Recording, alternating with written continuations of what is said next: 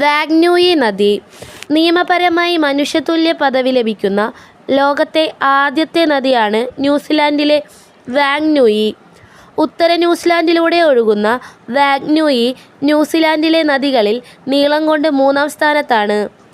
രാജ്യത്തെ ഗതാഗതയോഗ്യമായ നദികളിൽ ഏറ്റവും നീളം കൂടിയതുമാണ് ഈ നദി. 2017 മാർച്ച് 15-നാണ് ന്യൂസിലാൻഡ് പാർലമെൻറ്റ് ഇത്തരമൊരു അംഗീകാരം നദിക്ക് നൽകിയത്. വാങ്നൂയിക്ക് വ്യക്തിതുല്യ പദവി ലഭിച്ചതോടെ ന്യൂസിലാൻഡിൻ്റെ ചരിത്രത്തിൽ നടന്ന ഏറ്റവും നീണ്ട നിയമയുദ്ധത്തിന് അവസാനമായി. രാജ്യത്തെ മാവോറി ഗോത്രവും നദിയും തമ്മിലുള്ള ആഴമേറിയ ബന്ധമാണ് ദീർഘകാലത്തെ നിയമ പോരാട്ടത്തിലൂടെ അംഗീകരിക്കപ്പെട്ടത്. 1870 മുതൽ മാവോറി ഗോത്രക്കാർ തങ്ങളുടെ പൂർവികനായി വാങ്നൂയി നദിയെ കണക്കാക്കണമെന്ന ആവശ്യത്തിലായിരുന്നു.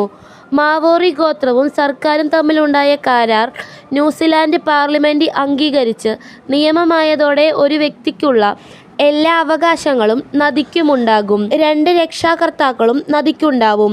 ഒരാൾ സർക്കാരിൽ നിന്നും ഒരാൾ മാവോറി ഗോത്രത്തിൽ നിന്നുമായിരിക്കും.